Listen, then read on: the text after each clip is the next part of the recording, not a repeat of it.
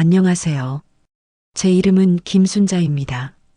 올해로 67살이 되었어요. 새벽 5시 알람이 울리기 전에 눈이 떠집니다. 10년째 반복되는 일상이에요.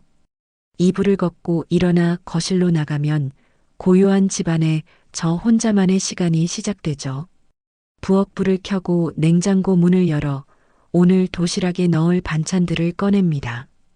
손자 지훈이는 김치를 좋아하지 않아요. 그래서 늘 계란말이와 소세지를 챙겨 넣죠. 손녀 서연이는 당근을 싫어하지만 몰래 잘게 다져서 볶음밥에 넣으면 잘 먹습니다. 이런 작은 것들을 알아가는 게 할머니의 행복이에요. 도마 위에서 칼질을 하다 보면 어느새 해가 뜨기 시작하고 아이들을 깨울 시간이 됩니다. 지훈이 방문을 살짝 열고 들어가면 이불 속에 파묻혀 자고 있는 손자의 모습이 보여요. 지훈아, 일어나야지. 학교 늦겠다. 5분만요, 할머니. 안 돼, 씻고 밥 먹어야지. 할머니가 도시락도 다 쌌는데. 이불을 들추고 손자를 깨우는 일도 이제는 손에 익었습니다. 지훈이는 부스스한 머리로 일어나 화장실로 향하고 저는 서연이 방으로 갑니다. 서연이는 언니 달리 아침잠이 없어요. 제가 문을 열면 벌써 눈을 뜨고 있다가 환하게 웃으며 달려옵니다. 할머니, 오늘 급식 뭐예요? 할머니가 어떻게 알아? 우리 서연이. 그것보다 어제 숙제 다 했어? 네. 할머니랑 같이 했잖아요. 서연이의 작은 손을 잡고 거실로 나오면 이미 식탁엔 따끈한 밥과 국, 반찬들이 차려져 있습니다. 지훈이가 세수를 마치고 나와 자리에 앉고 서연이도 제 옆에 앉아 숟가락을 듭니다. 정신없이 밥을 먹는 아이들을 보며 저는 가만히 미소 짓습니다. 이 순간이 좋아요. 손주들이 제가 만든 밥을 맛있게 먹는 모습을 보는 것만으로도 이 늙은 몸이 움직일 이유가 생기니까요. 10년 전 지훈이가 태어나던 날이 생각납니다. 며느리 지연 씨가 출산을 앞두고 병원에 입원했을 때 저는 밤새 기도했어요. 아들 민수가 태어났을 때처럼 떨리고 간절한 마음이었죠. 그렇게 태어난 지훈이를 처음 안았을 때 제 품에 쏙 들어오는 작은 생명을 느끼며 눈물이 났습니다. 어머님, 제가 일을 계속해야 해서요. 지훈이 좀 봐주실 수 있으세요? 며느리의 부탁에 저는 단 1초도 망설이지 않았어요. 당연하지, 그럼. 우리 손주, 할머니가 잘 키울게. 그렇게 10년이 흘렀습니다. 지훈이가 100일 돌을 지나 유치원에 들어가고 초등학교에 입학하고 이제는 중학생이 되었어요. 그 사이 서연이도 태어났고 저는 두 손주를 키우느라 단 하루도 쉬지 못했습니다. 새벽에 일어나 밥을 짓고 아이들을 학교에 보내고 집안일을 하고 저녁을 준비하고 밤늦게까지 아이들 숙제를 봐주는 일. 허리가 아파도 무릎이 시려도 저는 한 번도 힘들다고 말하지 않았어요. 내가 아니면 누가 우리 손주들을 돌보겠어. 그런 마음 하나로 버텨왔습니다. 아침을 다 먹은 지훈이가 가방을 메고 일어섭니다. 할머니, 다녀올게요. 그래, 조심히 다녀와. 도시락 안 까먹었지? 네, 챙겼어요. 지훈이는 현관문을 나서며 뒤도 돌아보지 않습니다. 중학생이 되더니 부쩍 말수가 줄고 저와 눈도 잘 마주치지 않아요. 사춘기라 그런가 보다 싶으면서도 왠지 모를 서운함이 밀려옵니다. 서연이는 아직 어려서 제게 매달립니다. 할머니, 오늘 학교 끝나고 같이 놀아요. 그래, 우리 서연이. 할머니가 맛있는 것도 해줄게. 서연이를 학교 앞까지 데려다주고 집으로 돌아오면 어느새 오전 9시가 넘었습니다. 빈집에 혼자 남겨진 저는 설거지를 시작합니다. 아이들이 먹다 남긴 밥그릇, 반찬 그릇들을 닦으며 문득 이런 생각이 듭니다. 아들 내외는 언제 출근했을까? 며느리 지연 씨는 아침 일찍 회사로 나가고 아들 민수도 새벽같이 집을 나섭니다. 저와 제대로 된 대화를 나눈 지도 꽤 오래되었어요. 가끔 주말에 마주쳐도 며느리는 피곤한 표정으로 방에 들어가 버리고 아들은 TV만 보다 잠듭니다. 그래도 괜찮아. 애들이 바쁘니까. 내가 이해해야지. 설거지를 마치고 빨래를 돌리고 청소기를 돌리고 손주들 방을 정리합니다. 지훈이 책상 위엔 학원 교재들이 수북이 쌓여 있고 서연이 방엔 인형들이 어질러져 있습니다. 하나하나 정리하며 저는 또다시 미소를 짓습니다. 우리 손주들 정말 잘 크고 있어. 그렇게 오전이 지나고 오후가 됩니다. 손주들이 학교에서 돌아올 시간이 다가오면 저는 부엌에서 간식을 준비합니다. 오늘은 호떡을 부쳐볼까요? 하지만 요즘 들어 지훈이는 학원 때문에 집에 늦게 들어옵니다. 예전엔 학교 끝나자마자 집으로 달려와 할머니, 배고파요. 라고 외치던 아이였는데 이제는 저녁 8시가 넘어서야 집에 돌아와요. 그날도 마찬가지였습니다. 서연이만 먼저 집에 와서 제가 준비한 호떡을 먹으며 학교 이야기를 늘어놓았고 지훈이는 밤늦게 지친 얼굴로 들어왔습니다. 지훈아, 배고프지? 할머니가 저녁 남겨뒀어. 아니요, 할머니. 학원에서 먹었어요. 그래도 조금이라도 먹어야지. 할머니가 내가 좋아하는 김치찌개 끓여놨는데. 괜찮아요, 할머니. 저 씻고 자야 해요. 내일 시험이라. 지훈이는 곧장 방으로 들어가 버렸습니다. 저는 식탁에 혼자 앉아 식어가는 김치찌개를 바라봅니다. 학원 때문에 바쁘니까. 그래, 공부가 중요하지. 스스로를 달래지만 가슴 한구석이 허전합니다. 그날 밤 며느리 지연 씨가 늦게 퇴근해서 들어왔습니다. 저는 거실에서 TV를 보고 있었고 며느리는 현관에서 신발을 벗으며 저를 힐끗 쳐다봤습니다. 어머님, 아직 안 주무세요? 응, 서연이가 잠들 때까지 옆에 있다가 나왔어. 지연 씨는 오늘도 야근이었어? 네, 프로젝트 마감이 다가와서요. 힘드네요. 며느리는 피곤한 표로 부엌으로 향했습니다. 냉장고 문을 열고 물을 한 잔 마시더니 저를 돌아보며 말했습니다. 어머님, 요즘 지훈이 학원 잘 다니죠? 응, 그런데 너무 늦게 들어오는 것 같아서 걱정이야. 밥도 제대로 못 먹고. 괜찮아요, 어머님. 요즘 애들은 다 그래요. 학원에서 밥 먹고 공부하고. 그래야 좋은 학교 가죠. 며느리의 말투엔 어딘가 단호함이 배어 있었습니다. 저는 더 이상 말을 잇지 못하고 고개를 끄덕였습니다. 며느리는 물잔을 내려놓고 다시 말을 이었습니다. 어머님, 사실 말씀드릴 게 있어요. 응? 무슨 일인데? 지훈이가 이제 중학생이 되었잖아요. 앞으로 고등학교, 대학까지 생각하면 교육비가 만만치 않을 것 같아요. 저는 며느리의 눈을 바라봤습니다. 그 눈빛엔 뭔가 계산하는 듯한 기색이 역력했어요. 그래서 어머님께 부탁드리고 싶은 게 있는데요. 지훈이 학원비랑 서연이 영어 유치원비를 좀 도와주실 수 있으세요? 순간 제 가슴이 덜컥 내려앉았습니다. 10년 동안 손주들을 키우느라 제 노후 자금은 거의 다 썼어요. 남은 건 이 집밖에 없습니다. 지연 씨, 나도 도와주고 싶은데 내가 가진 게 별로 없어서. 어머님, 괜찮아요. 천천히 생각해 보세요. 그냥 한번 말씀드려 본 거예요. 며느리는 그렇게 말하곤 방으로 들어가 버렸습니다. 저는 거실에 혼자 남아 멍하니 천장을 바라봤습니다. 내가 뭘 더 해줄 수 있을까? 10년 동안 내 모든 걸 쏟아부었는데 아직도 부족한 걸까? 그날 밤 저는 잠을 이루지 못했습니다. 침대에 누워 천장을 바라보며 지난 10년의 시간이 주마등처럼 스쳐 지나갔어요.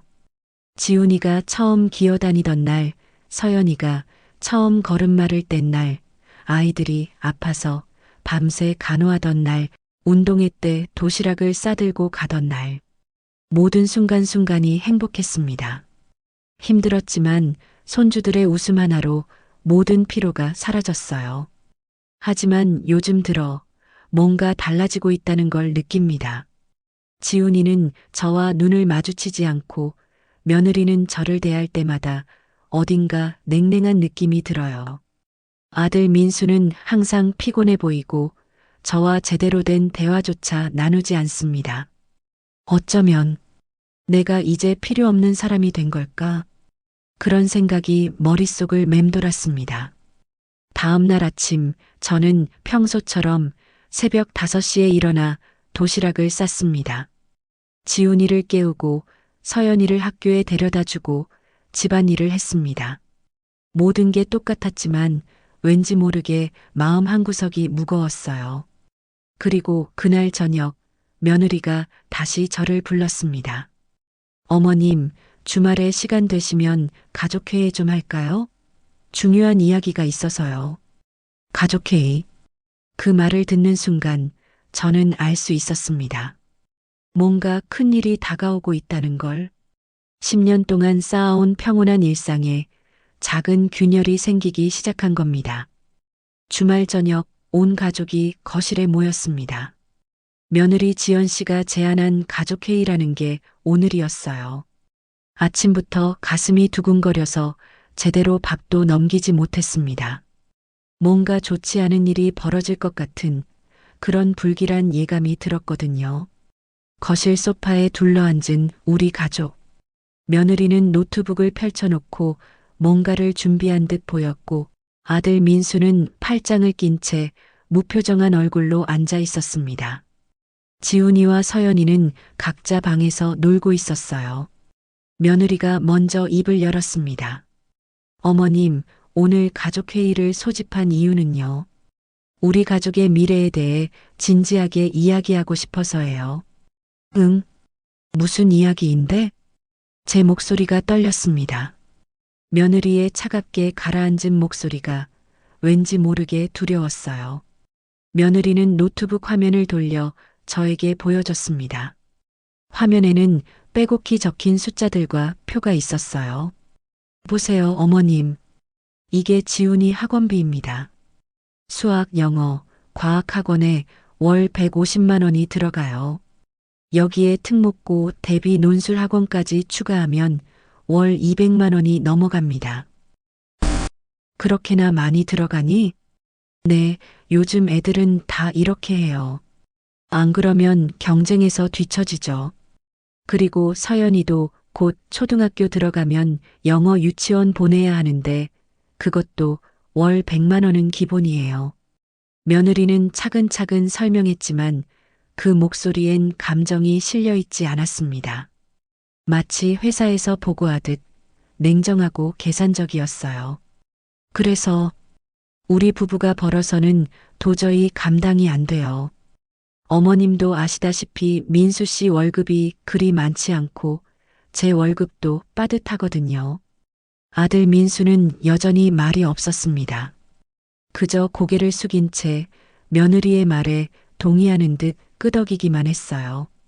며느리가 다시 말을 이었습니다. 그래서 생각한 게 있는데요. 며느리는 잠시 숨을 고르고 저를 똑바로 쳐다봤습니다. 그 눈빛이 지금도 선명히 기억나요. 차갑고 단호하고 어떤 망설임도 없는 눈빛이었습니다. 이 집을 파는 게 어떨까요? 순간 제 심장이 멎는 것 같았습니다. 뭐라고? 이 집을 팔아서 더 작은 집으로 이사 가는 거예요. 그러면 차액이 최소 3억은 나올 거예요. 그 돈으로 애들 교육비를 충당하고 나중에 대학 등록금까지 준비할 수 있죠. 귀를 의심했습니다. 지금 며느리가 무슨 말을 하는 걸까요? 이 집을 팔라고? 제가 평생을 살아온 남편과의 추억이 깃든 아들을 키운 이 집을 팔라고? 지연 씨, 그게 무슨 소리야? 이 집은 제 목소리가 떨렸습니다. 가슴이 답답해져서 숨쉬기조차 힘들었어요. 어머님, 저도 이 말씀드리기 쉽지 않았어요. 하지만 현실을 봐야죠. 애들 미래가 걸린 문제예요. 며느리의 목소리는 여전히 냉정했습니다. 마치 사업 제안을 하는 것처럼 감정이 전혀 실려 있지 않았어요. 저는 아들을 바라봤습니다. 민수야, 너도 이 말에 동의하는 거니? 아들은 한참을 망설이다가 고개를 끄덕였습니다. 엄마, 미안해요. 하지만 지연이 말이 맞아요. 애들 교육비가 정말 감당이 안 돼요. 그럼 나는 어디로 가란 말이냐? 제 목소리가 갈라졌습니다. 눈물이 왈칵 쏟아질 것 같았지만 꾹 참았어요. 며느리는 잠시 침묵하더니 조심스럽게 말했습니다. 어머님, 요양원도 요즘엔 시설이 좋은 곳이 많아요. 제가 알아본 곳은 간호사도 상주하고 식사도 잘 나오고 같은 또래 어르신들도 많으시대요. 요양원? 네, 어머님 연세에 혼자 계시는 것보다 훨씬 안전하잖아요. 만약에 넘어지시거나 다치시면 어떡해요? 요양원에 계시면 24시간 케어를 받으실 수 있어요. 며느리의 말은 듣기엔 그럴듯했지만 그 속내는 너무도 명확했습니다. 이제 당신은 필요 없으니 나가달라. 그 말이 차마 입 밖으로 나오지 않았을 뿐이에요. 저는 떨리는 목소리로 물었습니다. 민수야, 너도 엄마를 요양원에 보내고 싶은 거니? 아들은 대답하지 못했습니다. 그저 고개를 숙인 채 손가락만 만지작거렸어요.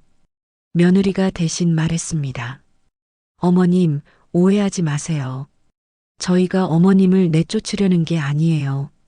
그냥 서로에게 더 나은 선택을 하자는 거예요. 어머님도 편하게 지내시고 우리도 애들 미래를 준비하고 서로에게 더 나은 선택. 그 말이 얼마나 공허하게 들렸는지 모릅니다. 저는 자리에서 일어났습니다. 다리가 후들거렸지만 꾹 참고 버텼어요. 생각 좀 해볼게. 그렇게 말하고 방으로 들어갔습니다. 문을 닫는 순간 참았던 눈물이 터져 나왔어요. 이 집은 제가 남편과 함께 30년 전에 마련한 집입니다. 남편이 낮에는 회사에서 일하고 밤에는 아르바이트를 해가며 모은 돈으로 샀던 집이에요. 좁고 낡았지만 우리에겐 꿈 같은 공간이었습니다. 이 집에서 아들 민수를 낳고 키웠습니다. 민수가 처음 걸음마를 뗀 곳도, 처음 엄마라고 부른 곳도, 초등학교 입학식 날 사진을 찍은 곳도 모두 이 집이에요. 남편이 암 선고를 받고 병원과 집을 오가며 투병하던 곳도 이 집이었습니다. 남편의 마지막 순간도 이 집 안방에서였어요. 그렇게 쌓인 30년의 추억을 손주들 교육비 때문에 포기하라고? 저는 침대에 앉아 벽에 걸린 가족 사진을 바라봤습니다. 남편과 함께 찍은 사진, 아들이 대학 졸업할 때 찍은 사진, 지훈이가 태어나던 날 병원에서 찍은 사진. 여보, 나 어떡하면 좋아요? 우리가 그렇게 힘들게 마련한 이 집을 내가 지켜야 하는 거 아닌가요? 돌아가신 남편에게 속으로 물었습니다. 하지만 대답은 들리지 않았어요. 그날 밤 잠을 이룰 수 없었습니다. 천장만 멍하니 바라보며 온갖 생각이 머릿속을 스쳐 지나갔어요. 내가 10년 동안 손주들을 키운 게 이렇게 쉽게 잊혀지는 건가? 내가 매일 새벽 5시에 일어나 도시락을 싼 게, 아픈 손주를 밤새 간호한 게 다 무슨 소용인가? 결국 나는 이용당한 것뿐인가? 서러움과 배신감이 밀려왔습니다. 하지만 한편으론 며느리의 말도 이해가 되었어요. 요즘 세상에 교육비가 얼마나 많이 드는지 저도 들어서 알고 있었으니까요. 그래도 이건 너무 가혹한 거 아닌가. 다음 날 아침 저는 평소처럼 새벽에 일어나 도시락을 쌌습니다. 손주들을 깨우고 아침 식사를 준비했어요. 하지만 식탁에 앉은 가족들의 분위기는 어색하기만 했습니다. 며느리는 저와 눈도 마주치지 않았고 아들은 밥만 허겁지겁 먹고 출근했습니다. 지훈이는 평소보다 더 조용했고 서연이만 혼자 제잘거렸어요. 할머니, 오늘 학교에서 그림 그리기 대회해요. 그래, 우리 서연이 1등 하겠네. 할머니가 응원해주면 1등 할 수 있어요. 서연이의 맑은 목소리가 제 마음을 더 아프게 만들었습니다. 이 아이들을 떠나야 하는 건가? 더 이상 곁에서 지켜볼 수 없는 건가? 며칠이 지났습니다. 며느리는 매일같이 저에게 결정을 재촉했어요. 어머님, 생각 좀 해보셨어요? 아직? 어머님, 빨리 결정하셔야 해요. 부동산 시장이 언제 어떻게 될지 모르잖아요. 지금 팔아야 제값 받을 수 있어요. 며느리의 목소리엔 조급함이 묻어났습니다. 마치 저를 빨리 내보내고 싶다는 듯이. 그날 저녁 저는 옆집 이순희 할머니를 찾아갔습니다. 더 이상 혼자 견딜 수 없었거든요. 이 할머니는 저를 반갑게 맞아주셨어요. 순자 씨, 얼굴이 왜 그래요? 무슨 일 있어요? 저는 며느리의 제안을 털어놓았습니다. 집을 팔고 요양원에 가라는 말을 들었다고 10년 동안 손주를 키웠는데 이제는 필요 없다는 취급을 받는다고. 이 할머니는 제 손을 꼭 잡아주셨어요.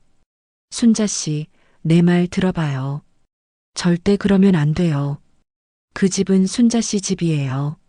순자 씨와 돌아가신 남편분이 평생을 모아 마련한 집이잖아요. 하지만 손주들 교육비는 부모가 알아서 벌어야죠. 왜 할머니한테 집까지 내놓으라고 해요? 이건 말도 안 되는 소리예요. 이 할머니의 단호한 목소리에 저도 조금 용기가 났습니다. 손주들 교육은 중요하지만 순자 씨 노후도 중요해요. 지금 집까지 팔면 나중에 순자 씨는 어떻게 되는 거예요?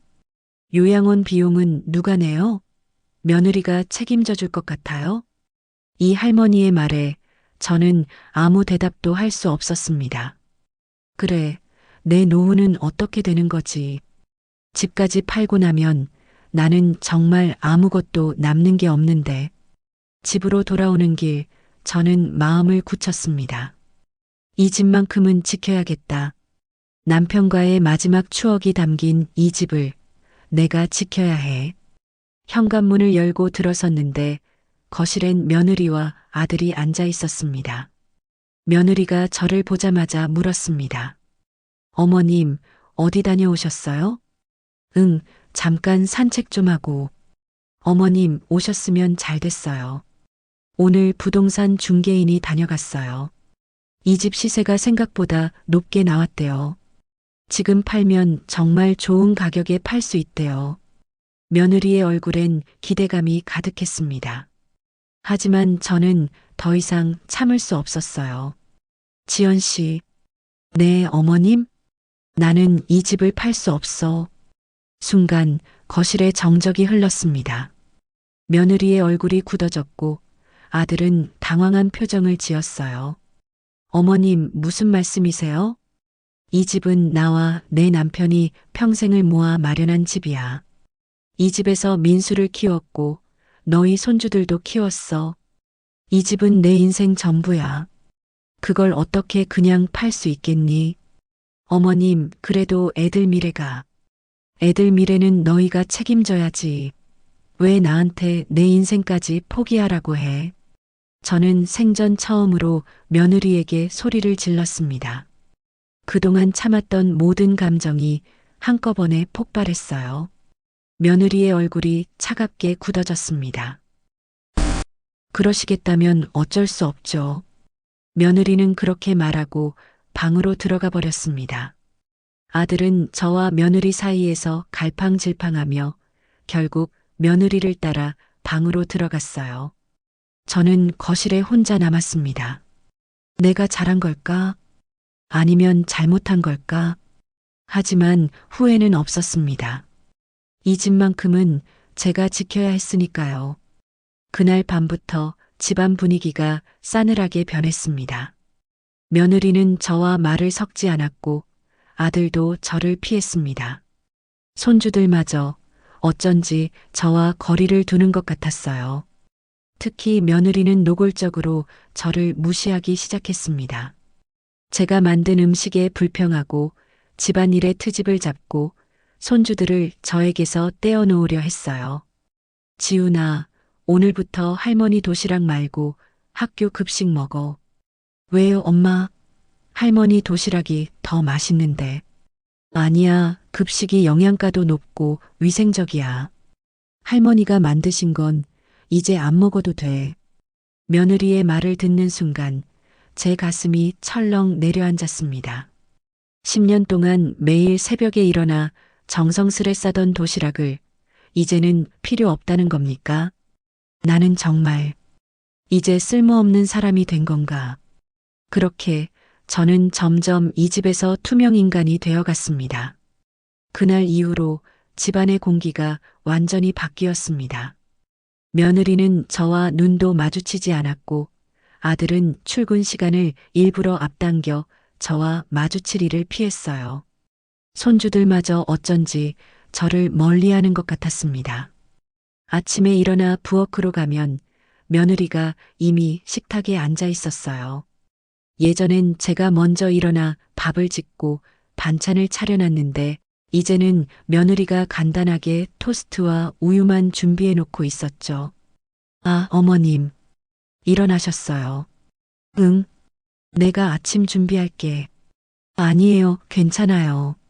저희는 간단하게 먹으려고요. 어머님은 따로 드세요. 따로 드세요. 그 말이 얼마나 날카롭게 가슴에 박혔는지 모릅니다. 10년 동안 한 식탁에서 함께 밥을 먹던 가족이 이제는 따로 먹자는 겁니까? 저는 냉장고에서 남은 반찬을 꺼내 혼자 밥을 먹었습니다. 손주들은 이미 학교에 갈 준비를 하고 있었고 며느리는 지훈이와 서연이를 챙기느라 바빴어요. 지훈아, 오늘 학원 끝나고 바로 집 와. 알았지? 네, 엄마. 서연아, 가방 챙겼어? 숙제는? 네, 엄마가 어제 다 봐줬잖아요. 예전엔 제가 하던 일들을 이제는 며느리가 직접 하고 있었습니다. 손주들 가방을 챙기고 숙제를 봐주고 학교에 데려다 주는 일까지. 할머니, 다녀올게요. 지훈이가 현관을 나서며 작은 목소리로 인사했습니다. 서연이는 제 쪽을 힐끗 쳐다보더니 엄마 손을 잡고 나갔어요. 왜 저렇게 서먹할까? 내가 뭘 잘못했다고. 빈집에 혼자 남은 저는 식탁에 앉아 멍하니 창밖을 바라봤습니다. 해가 떠오르고 있었지만 제 마음은 점점 어두워져만 갔어요. 그렇게 며칠이 지났습니다. 며느리는 노골적으로 저를 무시하기 시작했어요. 제가 빨래를 하면 제가 할게요라며 빼앗아가고 청소를 하면 어머님 힘드시죠? 저희가 할게요라며 저를 밀어냈습니다. 겉으로는 배려하는 듯 했지만 그 속내는 너무도 명확했어요. 이제 당신은 아무것도 하지 마세요. 필요 없으니까. 어느 날 저녁, 저는 평소처럼 저녁 식사를 준비했습니다. 된장찌개를 끓이고 생선을 구웠어요. 손주들이 좋아하는 음식이었죠. 하지만 며느리가 집에 들어오더니 제가 차려놓은 식탁을 보고 미간을 찌푸렸습니다. 어머님, 오늘은 저희가 배달 음식 시켜 먹으려고 했는데요. 아, 그래. 미안해. 내가 몰랐네. 괜찮아요. 그냥 다음부턴 말씀해 주세요. 음식이 겹치면 낭비잖아요. 며느리는 그렇게 말하고 핸드폰으로 치킨을 주문했습니다. 제가 정성스레 만든 음식은 그대로 식어갔어요. 손주들이 치킨을 먹는 모습을 보며 저는 혼자 된장찌개를 떠먹었습니다. 목구멍으로 넘어가지 않았어요. 내가 만든 음식은 이제 아무도 먹지 않는구나. 그날 밤 서연이가 제 방문을 두드렸습니다. 할머니, 자요? 아니야, 우리 서연이. 들어와. 서연이는 조심스럽게 방으로 들어와 제 옆에 앉았습니다. 평소와 달리 표정이 어두워 보였어요. 할머니, 엄마가 할머니랑 싸웠어요? 아니야, 왜? 엄마가 할머니 이야기만 나오면 얼굴이 무서워져요. 그리고 오빠도 할머니 피해요. 서연이의 말에 제 가슴이 철렁 내려앉았습니다. 서연아, 할머니는 괜찮아. 걱정하지 마. 할머니, 저는 할머니가 좋아요. 엄마가 뭐라고 해도 저는 할머니 편이에요. 서연이가 제 품에 폭 안겼습니다. 작은 몸에서 따뜻함이 느껴졌어요. 저는 서연이를 꼭 끌어안으며 눈물을 참았습니다. 이 아이만큼은 내 편이구나. 하지만 그 순간 방문이 확 열렸습니다. 며느리였어요. 서연아, 뭐해? 엄마가 자라고 했잖아. 엄마, 조금만 더 할머니랑 있을게요. 안 돼, 내일 학교 가야지. 빨리 나와. 며느리는 서연이의 손을 잡아 끌었습니다. 서연이는 뒤돌아보며 제게 미안하다는 표정을 지었어요. 방문이 닫히고 저는 다시 혼자가 되었습니다.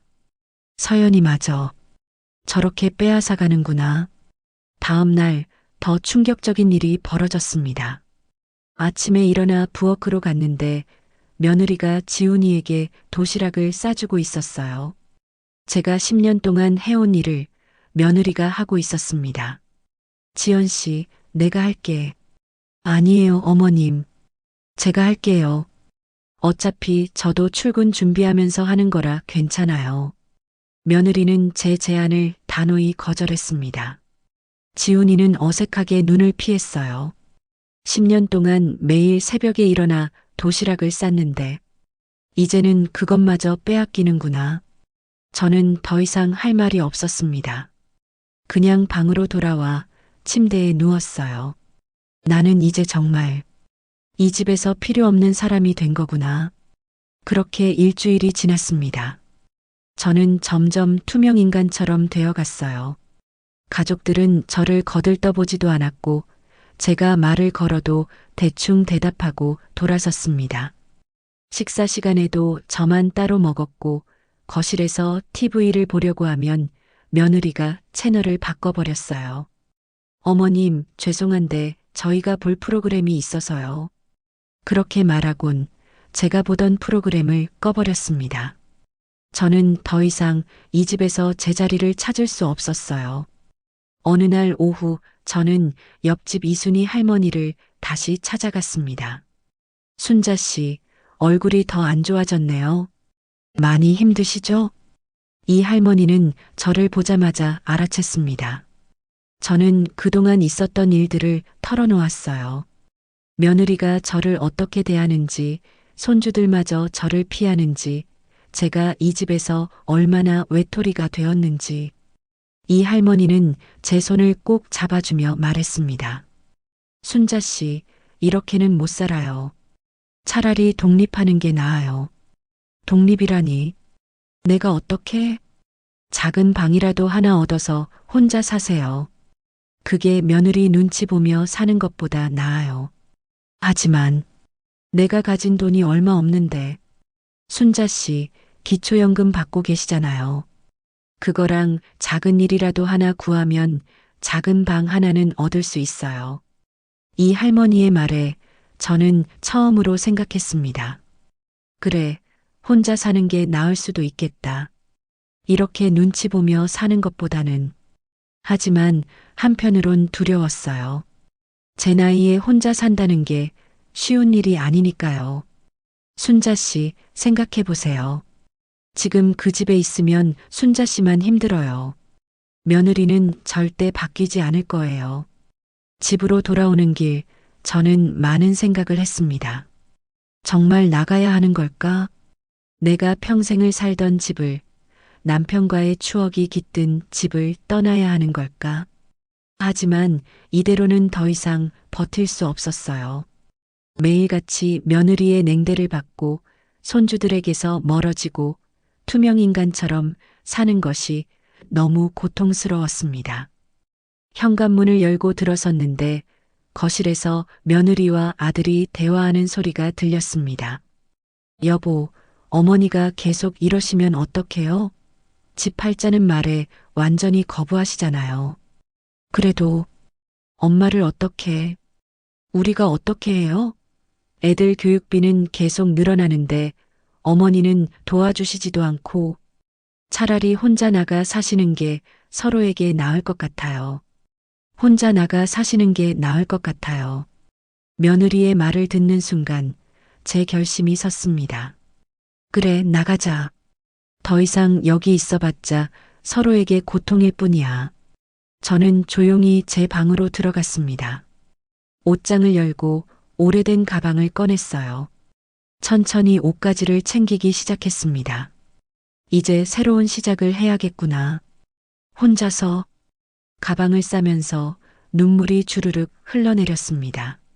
하지만 이번에는 슬픔의 눈물이 아니었어요. 오히려 해방감 같은 게 느껴졌습니다. 이제는 눈치 보지 않고 살 수 있겠구나. 비록 혼자지만 자유롭게. 다음 날 아침 저는 며느리와 아들을 거실로 불렀습니다. 무슨 일이세요, 어머님? 나 이 집을 나가기로 했어. 순간 며느리와 아들의 표정이 굳어졌습니다. 어머님, 갑자기 무슨 말씀을. 너희도 내가 여기 있는 게 불편하잖아. 나도 이렇게 눈치 보며 사는 게 힘들어. 그러니 나가는 게 서로에게 나을 것 같구나. 어머님, 저희가 언제. 며느리가 변명하려 했지만 저는 손을 들어 막았습니다. 아니야, 지연 씨. 나도 다 알아. 너희가 나를 얼마나 불편해하는지. 그러니 더 이상 서로 힘들게 하지 말자. 아들이 당황한 표정으로 말했습니다. 엄마, 어디로 가시려고? 걱정하지 마. 내가 알아서 할게. 작은 방이라도 하나 얻어서 혼자 살겠어. 엄마, 혼자 사시면 어떡해요? 나이도 있으시고. 괜찮아. 나 혼자 사는 거 어렵지 않아. 오히려 편할 것 같구나. 며느리는 아무 말도 하지 않았습니다. 그저 입술만 꾹 다물고 있었어요. 어쩌면 속으로는 기뻐하고 있을지도 모르겠습니다. 그날부터 저는 본격적으로 집을 알아보기 시작했습니다. 부동산을 돌아다니며 작은 원룸들을 봤어요. 보증금 500만 원, 월세 30만 원 정도의 방들이었죠. 기초연금과 작은 일자리를 구하면 충분히 감당할 수 있는 금액이었습니다. 며칠 후 저는 학교 근처의 작은 원룸을 계약했습니다. 조금 낡았지만 혼자 살기엔 충분했어요. 계약서에 도장을 찍는 순간 묘한 감정이 밀려왔습니다. 30년을 살던 집을 떠나 새로운 곳에서 혼자 산다는 게 두렵기도 하고 설레기도 했어요. 이제 정말 새로운 인생이 시작되는구나. 이사 날 저는 짐을 꾸렸습니다. 많지 않았어요. 옷가지 몇 벌, 이불 한 채, 그리고 남편과 찍은 사진 몇 장. 손주들이 학교에서 돌아오기 전에 떠나고 싶었습니다. 작별 인사를 나누면 마음이 약해질 것 같았거든요. 짐을 다 싸고 현관으로 나가는데 며느리가 방에서 나왔습니다. 어머님, 정말 가시는 거예요? 응, 그래야지. 잘 지내세요. 며느리의 목소리엔 미안함도 아쉬움도 없었습니다. 그저 사무적이었어요. 저는 고개를 끄덕이고 현관문을 열었습니다. 마지막으로 집안을 둘러봤습니다. 손주들과 함께 밥을 먹던 식탁, TV를 보던 소파, 남편과 잠들던 방, 모든 것들이 주마등처럼 스쳐 지나갔습니다. 안녕, 내 인생의 전부였던 이 집. 그렇게 저는 30년을 살던 집을 떠났습니다. 택시를 타고 새로운 집으로 향하는 동안 창밖 풍경을 바라봤어요. 익숙한 동네가 점점 멀어지고 있었습니다. 이제부터는 혼자야. 두렵기도 했지만 한편으론 홀가분했습니다. 더 이상 눈치 볼 필요도 무시당할 일도 없을 테니까요. 새 집에 도착해 짐을 풀면서 저는 다짐했습니다. 이제부터는 나를 위해 살자. 누구 눈치 보지 말고 내가 하고 싶은 대로. 비록 혼자지만 이게 더 나은 선택일 거라고 스스로를 달랬습니다. 그날 밤 작은 방에 홀로 누워 천장을 바라봤습니다. 손주들은 지금쯤 집에 갔을 텐데 제가 없는 걸 알았을까요? 서연이는 울었을까요? 지훈이는 뭐라고 했을까요? 아이들아, 미안해. 할머니가 더 이상 너희 곁에 있을 수 없구나. 눈물이 주르륵 흘러내렸습니다. 하지만 후회는 없었습니다. 이게 최선이었으니까요. 새로운 집에서의 첫날 밤은 유난히 길었습니다. 좁은 원룸에 혼자 누워 있자니 모든 게 낯설었어요. 익숙한 집의 소리들, 냉장고 돌아가는 소리, 손주들의 숨소리, 아들 내외의 발소리, 이 그리웠습니다. 하지만 이제는 고요한 뿐이었어요. 다음 날 아침 저는 일찍 일어났습니다. 새벽 5시. 10년 동안 몸에 밴 습관은 쉽게 사라지지 않았어요. 일어나서 부엌으로 가려다가 문득 깨달았습니다. 아, 이제는 도시락을 쌀 필요가 없구나. 묘한 허전함이 밀려왔습니다.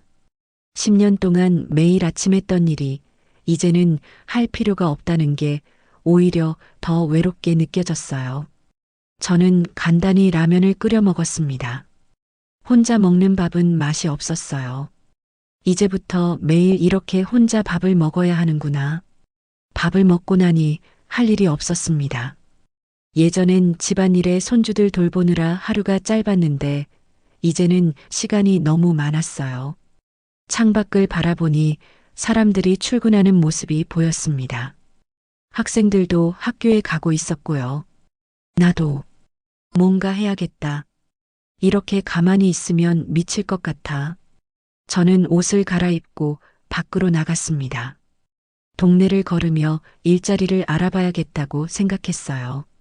슈퍼마켓에 들어가 아르바이트를 구하냐고 물었지만 젊은 사장님은 고개를 저었습니다. 할머니, 죄송한데요. 저희는 젊은 사람을 찾고 있어서요. 음식점도 마찬가지였어요. 연세가 많으셔서 주방일이 힘드실 것 같은데요. 몇 군데를 더 돌아봤지만 결과는 같았습니다. 나이가 많다는 이유로 어디서도 받아주지 않았어요. 세상이 이렇게 냉정한 곳이었나? 낙담한 채 걷다가 초등학교 앞을 지나게 되었습니다. 교문 앞에 구인 공고가 붙어 있었어요. 청소 담당 구함. 주 5일, 오전 8시 오후 3시. 문의 행정실. 저는 망설이지 않고 학교로 들어갔습니다. 행정실 문을 두드리고 교감 선생님을 만났어요. 안녕하세요. 청소 담당 구인 공고를 보고 왔습니다. 아, 네. 연세가 어떻게 되세요? 67입니다. 교감 선생님은 잠시 망설이더니 고개를 끄덕였습니다. 괜찮으시겠어요? 일이 좀 힘들 수 있는데요. 교실 청소하고 화장실 청소하고 복도 닦고 괜찮습니다. 저 일 많이 해봤어요. 그럼 내일부터 나오실 수 있으세요? 네, 가능합니다. 그렇게 저는 학교 청소부로 일하게 되었습니다. 첫 출근 날 저는 새벽 일찍 일어나 준비했어요.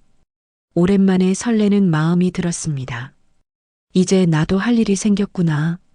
학교에 도착하니 교무실에서 다른 청소 담당자들이 저를 기다리고 있었습니다. 안녕하세요. 저는 김순자입니다. 아, 새로 오신 분이시구나. 저는 박영숙이에요. 반갑습니다. 박영숙 씨는 저보다 조금 젊어 보이는 60대 초반의 여성이었어요. 환한 미소로 저를 맞아주셨죠. 처음이시니까 제가 도와드릴게요. 같이 다니면서 배우세요. 감사합니다. 박영숙 씨는 친절하게 일을 알려줬습니다. 어떤 청소도구를 쓰는지, 어떤 교실을 담당하는지, 화장실은 어떻게 청소하는지. 일은 생각보다 힘들었어요. 계단을 오르내리는 것도, 무거운 청소, 도구를 들고 다니는 것도, 허리를 굽혀 바닥을 닦는 것도 모두 고된 일이었습니다. 하지만 저는 불평하지 않았어요. 오히려 일하는 게 좋았습니다. 집에서 혼자 멍하니 있는 것보다 훨씬 나았거든요. 점심시간이 되자 박영숙 씨가 저를 불렀습니다. 순자 씨, 같이 밥 먹어요. 네, 좋아요. 우리는 학교 구석의 작은 휴게실에서 도시락을 꺼냈습니다. 박영숙 씨의 도시락은 정갈하게 차려져 있었어요. 순자 씨는 집에서 혼자 사세요? 네. 얼마 전에 나왔어요. 아, 그러시구나.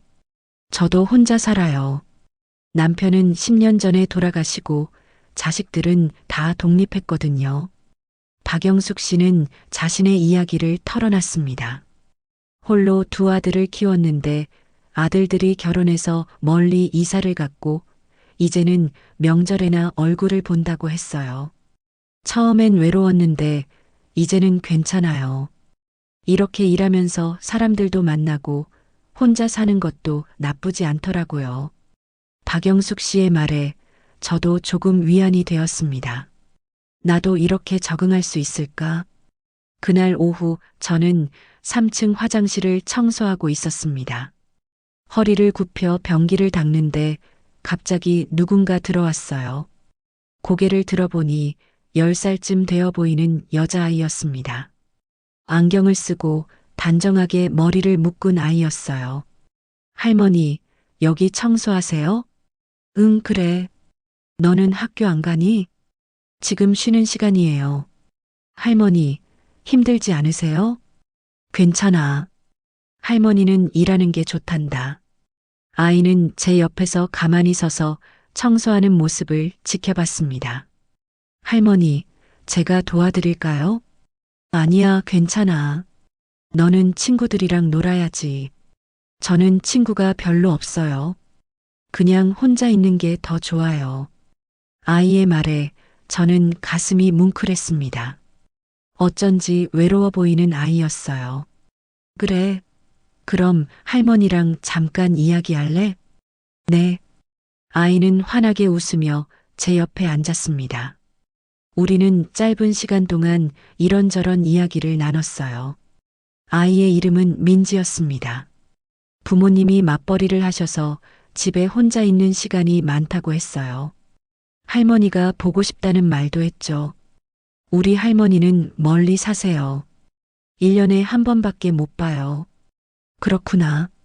많이 보고 싶겠네. 네. 할머니는 여기 계속 계실 거예요? 응, 할머니 여기서 일하니까. 그럼 자주 봐도 돼요? 물론이지. 민지는 기뻐하며 교실로 돌아갔습니다. 저는 그 아이를 보며 문득 서연이가 생각났어요. 서연이도 지금쯤 학교에 있겠지. 할머니 생각은 할까? 그날부터 민지는 쉬는 시간마다 저를 찾아왔습니다. 청소하는 제 옆에 앉아 학교 이야기를 들려주고 때로는 숙제를 도와달라고 하기도 했어요. 저도 민지가 찾아오는 게 좋았습니다. 손주들이 그립던 차에 민지가 그 외로움을 조금이나마 채워줬거든요. 할머니, 오늘 수학시험 봤는데 100점 맞았어요. 우와, 우리 민지 정말 똑똑하구나. 할머니가 지난번에 가르쳐 주셔서 풀 수 있었어요. 민지의 환한 미소를 보면 제 마음도 따뜻해졌습니다. 일주일쯤 지났을 때 박영숙 씨가 저에게 물었습니다. 순자 씨, 혹시 이번 주말에 시간 있어요? 네, 있어요. 왜요? 저희끼리 모임이 있는데 같이 가실래요? 다들 저처럼 혼자 사는 사람들이에요. 모임이요? 네, 한 달에 한 번씩 만나서 밥도 먹고 수다도 떨고 그래요. 혼자 사는 게 외롭잖아요. 그래서 서로 의지하려고 만든 모임이에요. 박영숙 씨의 제안에 저는 고개를 끄덕였습니다. 그럼 가볼게요. 주말이 되었습니다. 박영숙 씨를 따라 동네 식당에 갔는데 이미 5명의 할머니들이 앉아 있었어요. 영수가 왔네. 이분이 새로 오신 분? 네, 순자 씨예요. 얼마 전에 학교에서 같이 일하게 되었어요. 할머니들은 저를 반갑게 맞아줬습니다. 다들 비슷한 나이대였고 혼자 사는 분들이었어요. 순자 씨 반가워요. 저는 최순덕이에요. 저는 이정숙입니다. 저는 한 명이에요. 할머니들은 각자 자신의 이야기를 꺼냈습니다. 남편을 여의고 혼자 사는 분, 자식들과 멀어져 홀로 지내는 분, 며느리와 갈등이 있어서 나온 분. 다들 저와 비슷한 처지였어요. 순자 씨도 며느리 때문에 나오셨다고요?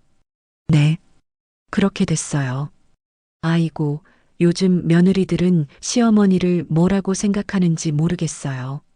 이용할 땐 이용하다가 필요 없으면 버리고. 최순덕 할머니의 말에 다들 고개를 끄덕였습니다. 맞아요. 저도 손주 10년 키웠는데 이제는 연락도 안 해요. 자식들은 다 그래요. 우리가 늙으면 짐이 되는 거죠. 할머니들의 말을 듣자니 제 마음이 한결 가벼워졌습니다. 저만 그런 게 아니었구나. 다들 비슷한 아픔을 겪고 있구나 싶었어요. 그래도 우리끼리라도 이렇게 모여서 힘이 되잖아요. 혼자 있으면 우울한데 이렇게 얼굴 보고 이야기하면 기분이 나아져요. 박영숙 씨의 말에 할머니들이 웃었습니다. 맞아. 그러니까 우리끼리라도 잘 지내야지. 순자 씨, 앞으로 자주 나와요. 우리가 가족처럼 지내요. 할머니들의 따뜻한 말에 제 눈가가 뜨거워졌습니다. 이 사람들이 나를 받아주는구나. 그날 밤 집으로 돌아오는 길에 박영숙 씨가 말했습니다. 순자 씨, 처음엔 혼자 사는 게 힘들었죠? 네. 많이 외로웠어요. 저도 그랬어요. 근데 시간이 지나면 익숙해져요. 그리고 이렇게 좋은 사람들을 만나면 혼자 사는 것도 나쁘지 않더라고요. 그렇군요. 순자 씨, 힘내세요. 우리가 있잖아요. 박영숙 씨의 말에 저는 고개를 끄덕였습니다. 그래, 이제는 혼자가 아니야. 나에게도 새로운 사람들이 생겼어. 그날 밤 저는 오랜만에 편안하게 잠들었습니다. 비록 손주들은 곁에 없지만 민지라는 아이가 있었고 박영숙 씨와 할머니들이라는 새로운 가족이 생겼으니까요. 며칠 후 민지가 저에게 물었습니다. 할머니, 저 이번 주 금요일이 생일이에요. 와, 그래. 생일 축하해. 할머니, 우리 집에 와주실 수 있어요? 엄마 아빠는 일 때문에 못 오시는데 혼자 있기 싫어서요.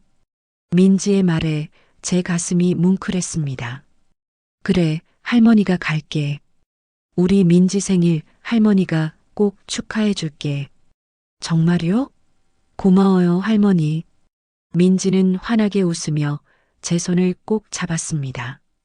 그 순간 저는 깨달았습니다. 내가 필요한 곳이 있구나. 나를 기다리는 사람이 있구나. 비록 제 손주들은 아니지만 민지에게 저는 소중한 할머니였어요. 박영숙 씨와 할머니들에게도 저는 동료이자 친구였고요. 이제는 새로운 인생을 살아보자. 과거에 연연하지 말고 지금 나를 필요로 하는 사람들과 함께. 그렇게 저는 새로운 삶에 조금씩 적응해 갔습니다. 여전히 손주들이 그립긴 했지만 이제는 눈물로 밤을 지새우지 않았어요. 민지와 박영숙 씨, 그리고 할머니들이 제 외로움을 채워줬으니까요. 어쩌면 이게 제가 찾아야 했던 진짜 행복일지도 모르겠습니다. 새로운 삶에 적응한 지 한 달쯤 지났을 때였습니다. 어느 날 오후 학교 청소를 마치고 집으로 돌아가는 길이었어요. 버스 정류장에서 버스를 기다리는데 누군가 저를 불렀습니다. 어머님, 돌아보니 아들 민수였습니다. 심장이 쿵 내려앉았어요. 한 달 만에 보는 아들의 얼굴은 많이 수척해 있었습니다. 민수야, 어떻게 여기를? 엄마 찾아다녔어요. 학교에서 일하신다는 얘기 듣고 기다렸어요. 아들의 목소리는 떨리고 있었습니다. 눈가가 붉어져 있는 걸 보니 많이 울었나 봐요. 무슨 일이야? 엄마, 잠깐 이야기 좀 할 수 있을까요? 커피라도 한잔하면서 저는 잠시 망설였지만 고개를 끄덕였습니다.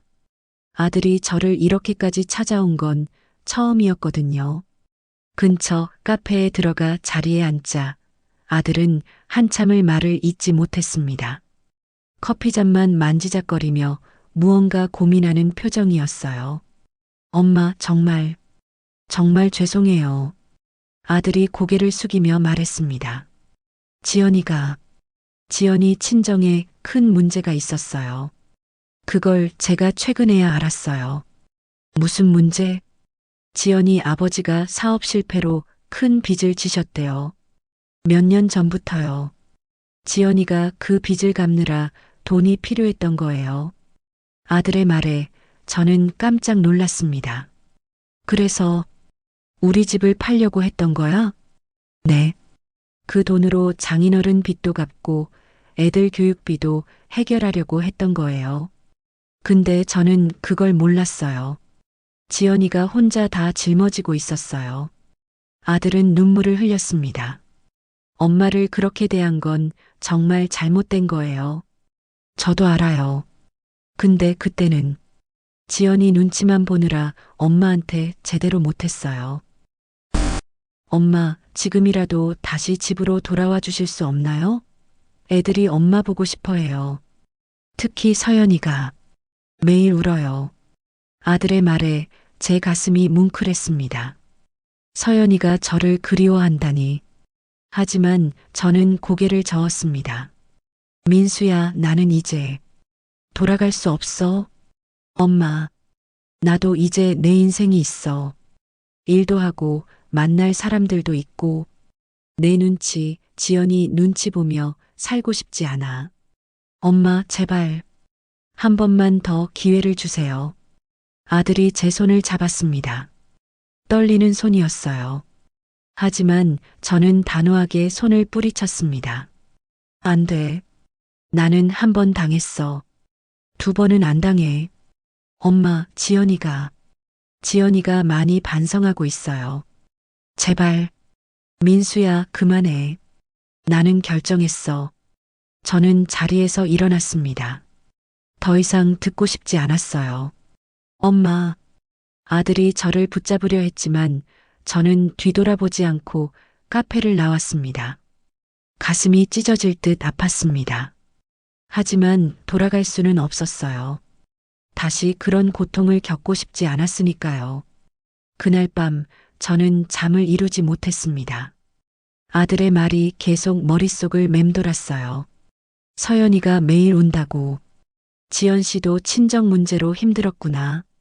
하지만 그렇다고 해서 제가 받은 상처가 치유되는 건 아니었습니다. 다음 날 학교에 갔는데 민지가 저를 찾아왔습니다. 할머니, 어제 오셨어요? 눈이 빨개요. 아니야, 우리 민지. 할머니 괜찮아. 할머니, 슬픈 일 있으면 말해줘요. 제가 위로해 드릴게요. 민지의 순수한 마음에 저는 눈물이 날 뻔했습니다. 고마워, 민지야. 할머니는 내가 있어서 행복해. 그날 오후 박영숙 씨가 저를 불렀습니다. 순자 씨, 무슨 일 있어요? 표정이 안 좋아 보여요. 저는 박영숙 씨에게 어제 있었던 일을 털어놨습니다. 아들이 찾아온 것, 며느리의 사정, 그리고 제가 거절한 것까지. 박영숙 씨는 한참을 듣더니 조심스럽게 말했습니다. 순자 씨, 제 생각엔요. 한 번쯤은 만나보는 게 어떨까 싶어요. 만나요? 누구를요? 며느리요. 며느리 이야기를 직접 들어보세요. 그 사람도 나름의 사정이 있었을 거예요. 하지만 순자 씨, 저도 며느리랑 갈등이 있었어요. 근데 나중에 알고 보니 그 사람도 힘든 게 많더라고요. 서로 오해가 쌓였던 거죠. 박영숙 씨의 말에 저는 생각에 잠겼습니다. 정말 만나봐야 할까? 며칠 후 저는 결심을 했습니다. 아들에게 전화를 걸었어요. 민수야, 나야. 엄마, 다시 생각해 주신 거예요? 아니, 그게 아니라 지연 씨를 만나보고 싶어. 단둘이. 네, 지연이를요? 응, 그 사람 이야기를 직접 듣고 싶어. 알겠습니다, 엄마. 제가 말씀드릴게요. 주말, 저는 며느리와 만나기로 했습니다. 조용한 카페에서 만났는데 며느리도 저처럼 많이 야위어 있었어요. 어머님, 앉아. 우리는 마주 앉았습니다. 한동안 침묵이 흘렀어요. 며느리가 먼저 입을 열었습니다. 어머님, 죄송합니다. 정말, 정말 잘못했어요. 며느리의 목소리가 떨렸습니다. 저도 변명하고 싶지 않아요. 제가 어머님을 너무 함부로 대했어요. 어머님이 저희 가족을 위해 얼마나 많은 걸 희생하셨는지 이제야 알았어요. 저희 친정 아버지가 사업 실패로 큰 빚을 지셨어요. 몇 년 전부터요. 저는 그 빚을 갚느라 정신이 없었어요. 돈만 생각했고 어머님의 마음은 헤아리지 못했어요. 며느리는 눈물을 흘렸습니다. 어머님이 10년 동안 우리 아이들을 키워주셨잖아요. 저는 회사 일 때문에 바빴고 어머님이 다 해주셨어요. 그런데 저는 당연하게만 생각했어요. 어머님을 요양원에 보내려고 한 것도 집을 팔자고 한 것도 지금 생각하면 정말 미친 짓이었어요. 제가 너무 이기적이었어요. 며느리는 고개를 숙였습니다. 어머님, 용서해 주세요. 제발, 한 번만 용서해 주세요. 저는 며느리를 바라봤습니다. 진심으로 반성하는 것 같았어요. 눈물도 진짜였고요. 하지만 여전히 마음 한구석이 불편했습니다. 지연 씨, 나는 용서는 할 수 있어. 하지만 다시 돌아갈 수는 없어. 어머님, 너희도 너희 사정이 있었겠지. 나도 이해해. 하지만 나도 이제 내 삶이 있어. 돌아가면 또 예전처럼 될까봐 두려워. 며느리는 고개를 끄덕였습니다. 이해해요, 어머님. 저희가 너무 잘못했으니까요. 며느리가 가방에서 무언가를 꺼냈습니다. 편지였어요. 이거 지훈이가 쓴 거예요. 어머님께 드리라고. 저는 편지를 받아들었습니다. 집에 돌아와 편지를 열어봤습니다. 할머니께, 할머니, 보고 싶어요. 할머니가 집을 나가신 날 저는 울었어요. 할머니한테 잘해드리지 못한 게 너무 후회돼요. 할머니가 매일 아침 싸주시던 도시락 정말 맛있었어요. 엄마가 싸주는 것보다 훨씬 맛있었어요. 근데 저는 할머니한테 고맙다는 말도 제대로 안 했어요. 할머니, 저 용서해 주세요. 제가 잘못했어요. 엄마 눈치 보느라 할머니한테 차갑게 대한 거 정말 미안해요. 할머니가 돌아오시면 저는 매일 할머니한테 잘할게요. 할머니 말씀도 잘 듣고 할머니 심부름도 할게요. 할머니 사랑해요. 보고 싶어요. 마이너스 지훈이가 편지를 읽는데 눈물이 주르륵 흘러내렸습니다. 지훈이가 저를 이렇게 그리워하고 있었구나. 그날 밤 저는 잠 못 이루고 고민했습니다. 돌아가야 하나? 아니면 여기 남아야 하나? 머릿속이 복잡했어요. 한편으론 손주들이 너무 보고 싶었고 한편으론 다시 상처받을까 두려웠습니다. 다음 날 민지가 제게 물었습니다. 할머니, 요즘 고민 있어요? 응, 좀 그래. 할머니, 제가 엄마한테 들었는데요. 진짜 가족이 기다리면 가야 한대요. 나중에 후회하지 말고요. 민지의 순수한 말에 제 마음이 흔들렸습니다. 그래, 가족이잖아. 아무리 미워도 결국 가족이야. 그날 저녁 박영숙 씨와 할머니들을 만났습니다. 순자 씨 결정했어요? 네. 한 번 더 가봐야 할 것 같아요. 손주들이 저를 찾는데 외면할 순 없잖아요. 잘 생각했어요. 가족은 끝까지 가족이니까요. 최순덕 할머니가 말했습니다. 순자 씨, 근데 조건을 달아요. 다시 돌아가더라도 순자 씨가 존중받을 수 있어야 해요. 맞아요. 며느리한테 확실히 말하세요. 다시는 그런 식으로 대하지 말라고. 할머니들의 말에 저는 고개를 끄덕였습니다. 그래, 이번엔 내가 당당해져야지. 저는 아들에게 전화를 걸었습니다. 민수야, 나 돌아갈게. 정말요, 엄마? 정말 돌아오시는 거예요? 응. 근데 조건이 있어. 네, 엄마. 무슨 조건이든 들어드릴게요. 나는 이제 눈치 안 보고 살 거야. 지연 씨도 나를 존중해줘야 하고, 너도 엄마 편을 들어야 해. 알았지?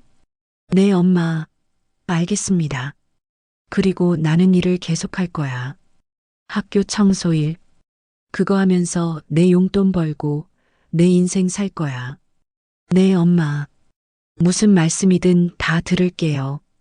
전화를 끊고 저는 창밖을 바라봤습니다. 이번엔 달라질 수 있을까? 기대 반, 불안 반이었습니다. 하지만 손주들을 위해서라도 한 번 더 기회를 줘야 할 것 같았어요. 그날 밤 저는 박영숙 씨에게 전화했습니다. 영숙 씨, 저 다시 집으로 돌아가요. 그래요? 잘 결정하셨어요. 근데 순자 씨, 우리 계속 연락하고 지내요. 힘들면 언제든 연락하세요. 네, 고마워요. 영숙 씨가 없었으면 저 어떻게 됐을지 몰라요. 순자 씨, 이번엔 달라질 거예요. 순자 씨도 이제 강해지셨잖아요. 박영숙 씨의 말에 저는 미소 지었습니다. 그래, 나 이제 강해졌어. 예전의 나랑 달라. 다음 주 저는 집으로 돌아가기로 했습니다. 짐을 싸면서 지난 한 달을 돌아봤어요. 힘들었지만 배운 것도 많았습니다.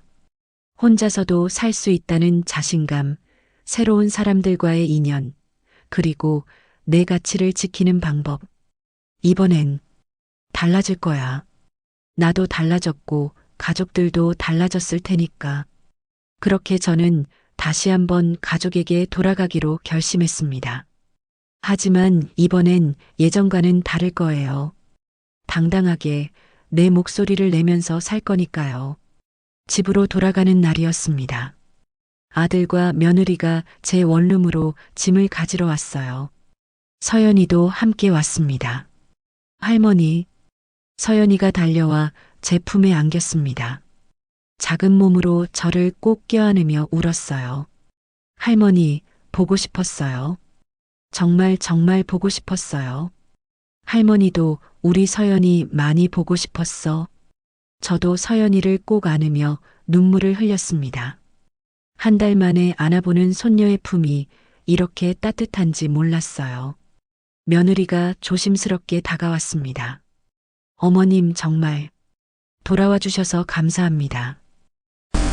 저는 며느리를 바라봤습니다. 진심으로 반성하는 것 같았어요. 어머님, 이번엔 달라질 거예요. 약속드릴게요. 그래야지. 집으로 돌아왔습니다. 익숙한 현관문, 익숙한 거실. 한 달 만에 돌아온 우리 집이었습니다.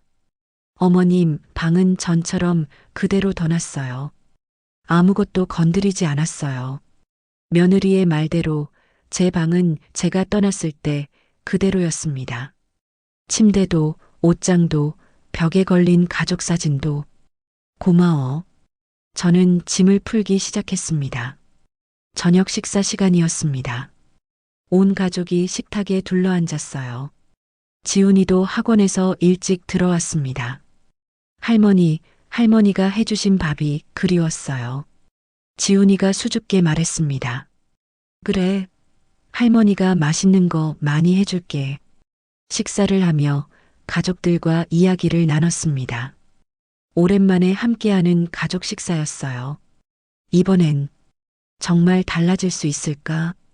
가슴 한편이 여전히 불안했지만 손주들의 환한 미소를 보니 돌아온 게 잘한 일 같았습니다. 하지만 그 평화는 오래가지 않았습니다. 돌아온 지 일주일쯤 지났을 때였어요. 어느 날 오후 초인종이 울렸습니다. 며느리가 문을 열자 낯선 중년 부부가 들어왔어요. 지연아, 우리 왔다. 아버지, 어머니, 며느리의 친정 부모님이었습니다. 며느리 아버지는 뚱뚱한 체구에 큰 목소리를 가진 사람이었고 어머니는 화려한 옷차림의 여성이었어요. 아이고, 여기가 우리 사돈댁이구만.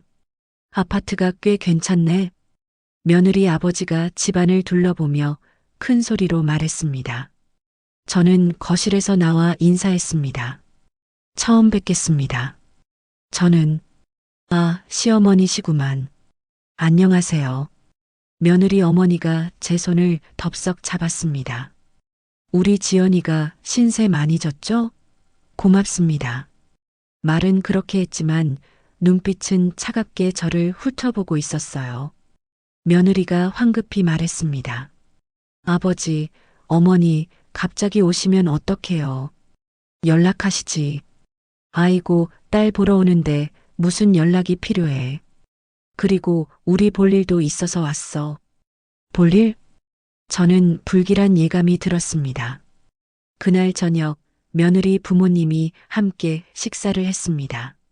며느리 아버지가 큰 소리로 떠들었어요. 사돈댁, 이 아파트 시세가 얼마나 돼요? 갑작스러운 질문에 분위기가 얼어붙었습니다. 글쎄요. 한 5억 정도? 아들이 어색하게 대답했습니다. 5억? 꽤 되네. 우리 지연이 시집 잘 왔구만. 며느리 아버지는 만족스러운 표정을 지었습니다. 그런데 말이야, 사돈. 제가 지금 좀 어려운 상황이라 혹시 돈 좀 빌릴 수 있을까요? 네. 아들이 당황했습니다. 많이는 아니고요. 한 1,000만 원만. 제가 사업하는데 자금이 좀 필요해서요. 곧 갚을게요. 며느리가 황급히 끼어들었습니다. 아버지, 그런 말씀하시면 안 돼요. 야, 너 가만히 있어. 남자들끼리 이야기하는 거야.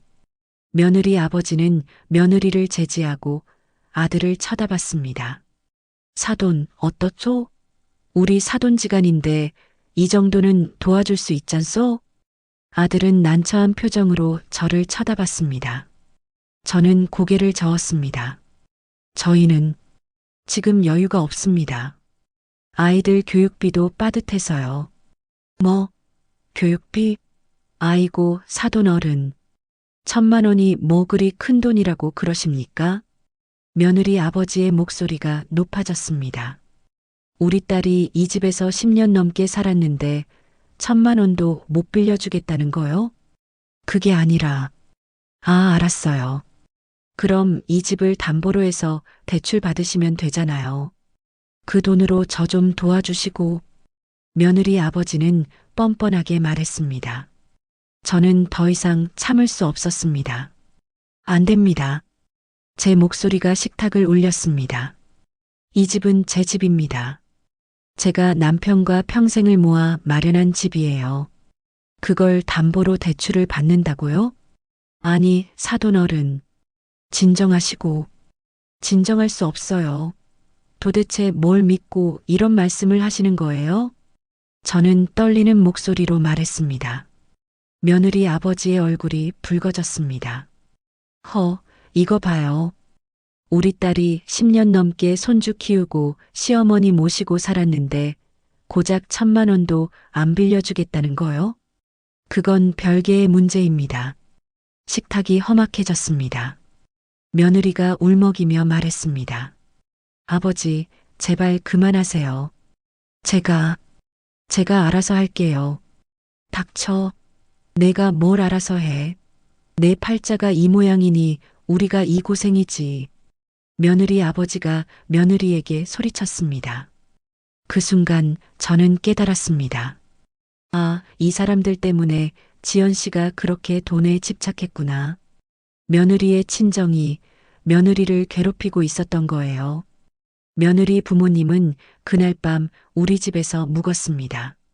제 방 옆 작은 방에서 묵기로 했는데 밤새 큰 소리로 떠드는 바람에 잠을 잘 수가 없었어요.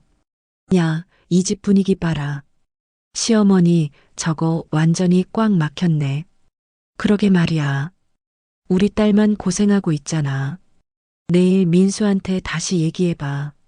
남자들끼리 술이나 한잔하면서 며느리 부모님의 대화가 벽을 통해 들렸습니다. 저는 이불을 뒤집어 쓰고 울었습니다. 내가 또 속은 건가? 이번에도 이용당하는 건가? 다음 날 아침 며느리 아버지가 아들을 불렀습니다. 민수야, 아저씨랑 잠깐 나가서 커피 한잔 하자. 아들은 어쩔 수 없이 따라 나갔습니다. 2시간 후 아들이 집에 돌아왔을 때 얼굴이 창백했습니다. 엄마, 무슨 일이야? 장인어른이 집을 팔아서 빚을 갚으면 안 되겠냐고. 아들의 말에 제 머릿속이 하얘졌습니다. 뭐라고? 엄마, 저도 거절했어요. 근데 장인어른이 계속. 지연이가 그동안 얼마나 고생했는데 시어머니한테 10년 넘게 공짜로 애 맡기고 살았으면 이 정도는 해줘야 하는 거 아니냐고. 그래서 너는 뭐라고 했어? 제가 생각 좀 해보겠다고. 뭐? 저는 믿을 수 없었습니다. 민수야, 너 정신 차려. 이 집은 내 엄마 집이야. 내가 함부로 결정할 수 있는 게 아니야. 알아요, 엄마. 근데 지연이가 그동안 친정 빚 갚느라 얼마나 힘들었는지 아세요? 저도 모르게 몇 천만 원씩 송금했대요. 그건 지연 씨네 집 문제지. 왜 우리가 책임져야 해? 엄마도 너무 하시는 거 아니에요? 지연이가 10년 넘게 엄마 손주 키워줬잖아요. 아들이 소리쳤습니다. 저는 그 자리에서 멍하니 섰습니다. 이게 진짜구나. 결국 또 이렇게 되는구나. 며칠 후 상황은 더 악화되었습니다. 며느리 부모님은 계속 우리 집에 머물렀고 집안 분위기는 최악이었어요. 며느리 아버지는 매일같이 아들을 설득했고 며느리 어머니는 며느리를 다그쳤습니다. 야, 내가 제대로 못하니까 이 모양이지. 시어머니 좀 잘 구슬려봐. 엄마, 저도 어떻게 해볼 수가 없어요. 며느리는 날이 갈수록 수척해졌습니다. 어느 날 밤 며느리가 제 방문을 두드렸습니다. 어머님, 들어가도 될까요? 들어와. 며느리는 방으로 들어와 제 앞에 무릎을 꿇었습니다. 어머님, 죄송합니다. 정말 죄송해요. 며느리는 울었습니다. 제 친정 부모님이 이러실 줄 몰랐어요. 저도 어떻게 해야 할지 모르겠어요. 어머님, 제발 조금만 도와주세요. 1,000만 원만. 아니, 500만 원만이라도. 며느리는 제 손을 잡았습니다. 저는 그 손을 뿌리쳤습니다. 지연 씨, 나 이제 지쳤어. 어머님, 나는 진심으로 너희가 변했다고 믿었어. 근데 결국 또 이거야? 또 돈이야? 어머님, 그게 아니라. 나가줘. 나 혼자 있고 싶어. 며느리는 울면서 방을 나갔습니다. 저는 침대에 주저앉아 하염없이 울었습니다. 나는 왜 이렇게 바보 같을까? 왜 또 이렇게 속았을까? 다음 날 저는 결심했습니다. 더 이상은 안 되겠다고. 아침 식사 시간에 저는 모두를 거실로 불렀습니다. 며느리 부모님, 아들 내외, 그리고 손주들까지. 다들 들으세요. 제 목소리는 떨렸지만 단호했습니다. 저는 이 집을 나가겠습니다. 다시, 엄마, 어머님, 할머니, 모두가 놀라서 소리쳤습니다. 그리고 이 집은 절대 팔 수 없어요. 이건 제 남편과 제가 평생을 모아 마련한 집입니다. 절대로. 며느리 아버지가 비웃었습니다. 그럼 어쩔 건데요? 혼자 나가서 어디서 살 거예요? 그건 제가 알아서 할 일입니다. 저는 방으로 들어가 짐을 싸기 시작했습니다. 아들이 따라 들어왔습니다. 엄마, 제발 가지 마세요. 제가 장인어른 설득할게요. 민수야, 이제 됐어. 엄마 지쳤어. 엄마, 너는 내 가정을 지켜. 엄마는 엄마 인생을 살게. 저는 짐을 들고 집을 나섰습니다. 서연이가 울면서 제 다리를 붙잡았습니다. 할머니, 가지 마세요. 할머니, 서연아, 미안해. 할머니가 더 이상은 못 있겠구나. 서연이를 떼어놓고 저는 현관문을 나섰습니다. 계단을 내려가는데 다리에 힘이 풀렸습니다. 주저앉아 울고 싶었지만 꾹 참았습니다. 이번엔 진짜 끝이야. 다신 안 돌아가. 택시를 타고 박영숙 씨에게 전화했습니다. 영숙 씨, 저예요. 순자 씨? 무슨 일이에요? 왜 우세요? 영숙 씨, 제가 또 속았어요. 또, 전화기 너머로 박영숙 씨의 한숨이 들렸습니다. 순자 씨, 어디에요? 제가 지금 갈게요. 박영숙 씨가 달려와 저를 안아줬습니다. 괜찮아요, 순자 씨. 우리가 있잖아요. 가족이 전부는 아니에요. 그날 밤 저는 박영숙 씨 집에서 묵었습니다. 침대에 누워 천장을 바라봤어요. 이제 정말 끝이구나. 내 가족은 더 이상 없는 거구나. 눈물이 주르륵 흘렀지만 이번엔 슬픔보다는 분노였습니다. 두 번 다시는 속지 않을 거야. 박영숙 씨 집에서 며칠을 보냈습니다. 매일 학교에 나가 청소 일을 하고 민지와 이야기를 나누고 할머니들과 저녁을 먹었어요. 하지만 마음 한구석은 여전히 무거웠습니다. 서연이는 지금 어떻게 지내고 있을까? 손녀의 울음소리가 자꾸만 귓가에 맴돌았어요. 어느 날 오후 학교 복도를 청소하고 있는데 누군가 제 이름을 불렀습니다. 할머니, 돌아보니 지훈이었습니다. 교복을 입은 지훈이가 숨을 헐떡이며 서 있었어요. 지훈아, 너 여기 어떻게? 할머니, 찾아다녔어요. 엄마한테 듣고 왔어요. 지훈이는 제게 달려와 꼭 안겼습니다. 할머니, 미안해요. 정말 미안해요. 지훈이의 목소리가 떨렸습니다. 할머니가 우리 때문에 얼마나 힘드셨는지 이제야 알았어요. 할머니, 용서해 주세요. 지훈아, 서연이가 매일 울어요. 밥도 안 먹고 학교도 안 가려고 하고 할머니 없으면 안 된다고 계속 울어요. 지훈이의 말에 제 가슴이 찢어질 것 같았습니다. 엄마도 많이 힘들어 하세요. 외할아버지, 외할머니랑 크게 싸웠어요. 이제 그분들 집에 안 오셔요. 그래. 네, 엄마가 외할아버지한테 소리쳤어요. 할머니한테 그렇게 하면 안 된다고. 그래서 외할아버지가 화내면서 나가셨어요. 지훈이는 가방에서 무언가를 꺼냈습니다. 육아일기였어요. 할머니, 이거 할머니가 쓰신 거죠? 제가 10년 동안 손주들을 키우며 썼던 육아일기였습니다. 이걸 어떻게 창고에서 찾았어요.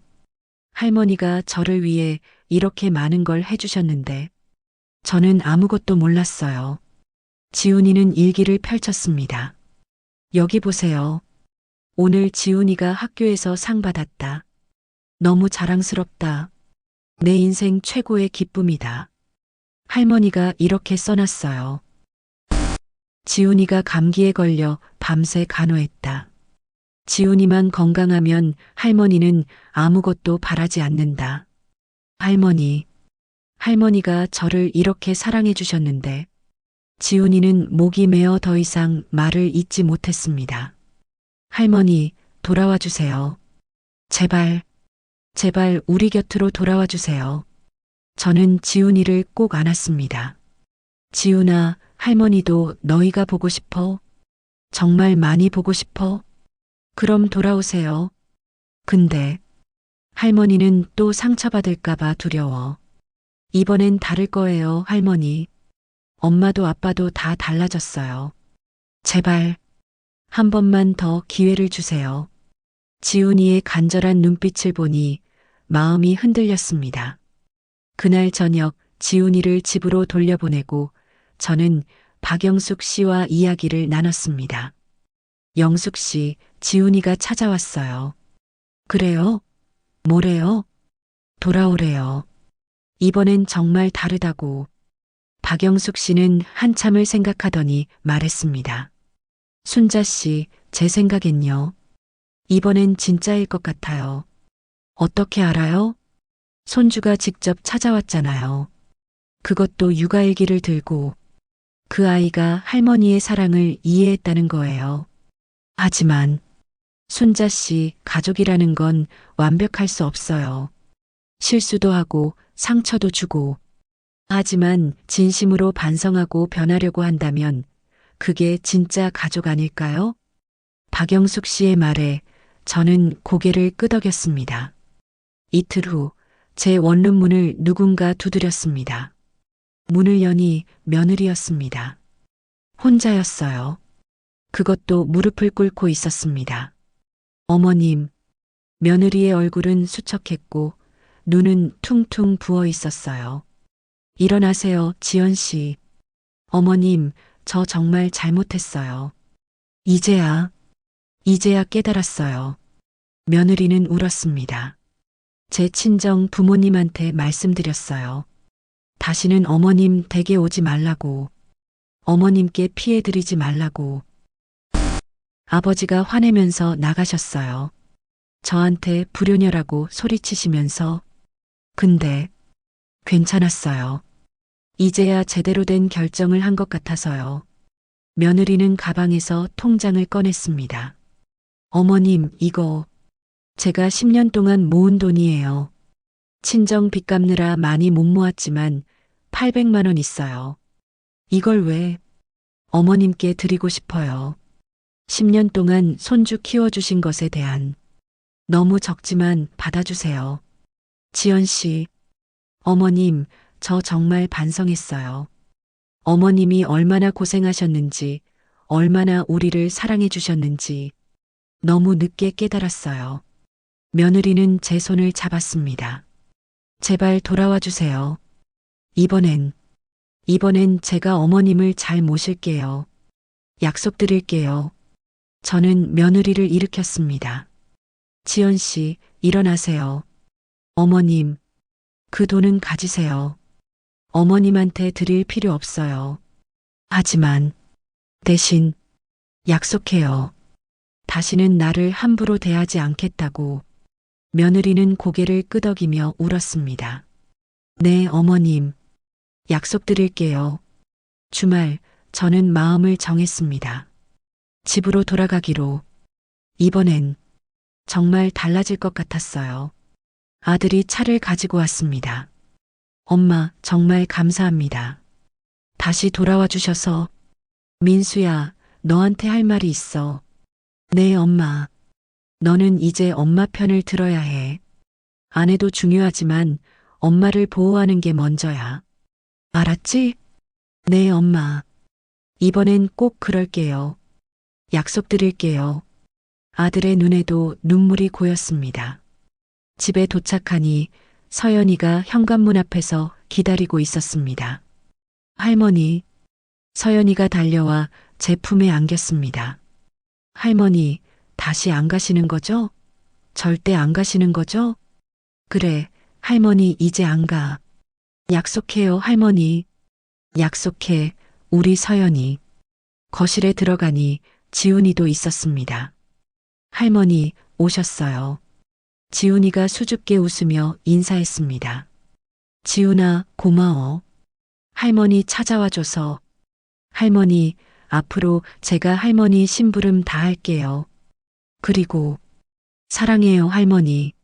지훈이의 말에 제 눈에서 눈물이 흘렀습니다. 그날 저녁 온 가족이 식탁에 둘러앉았습니다. 며느리가 준비한 음식들이 정갈하게 차려져 있었어요. 어머님, 제가 어머님 좋아하시는 된장찌개 끓였어요. 맛있게 드세요.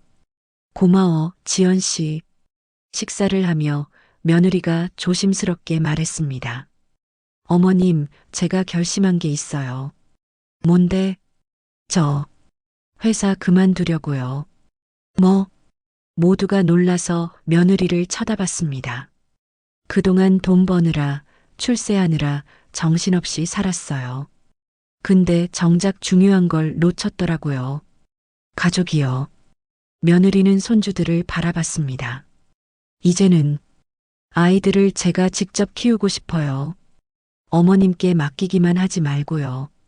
지연 씨, 물론 어머님도 함께 키우는 거예요.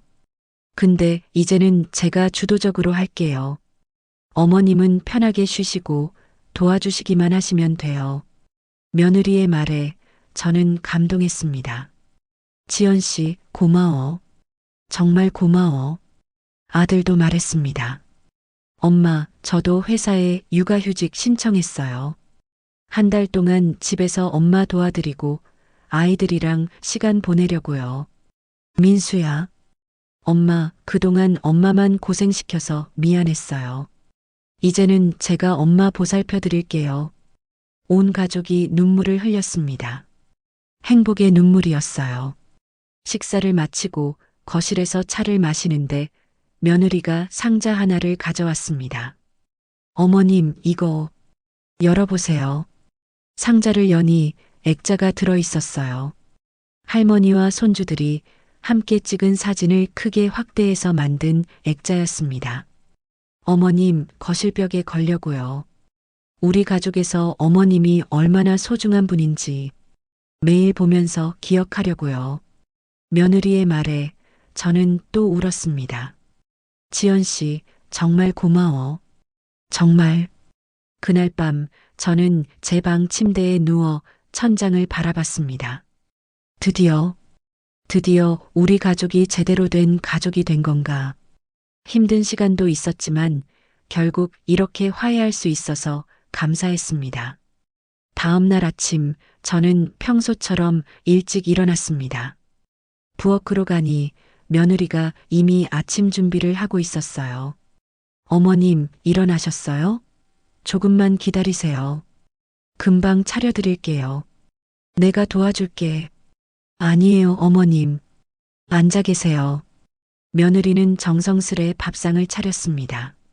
손주들도 일어나 식탁에 앉았고 아들도 나왔어요. 잘 먹겠습니다. 모두가 함께 아침을 먹었습니다. 평범한 아침이었지만 이렇게 행복할 수가 없었어요.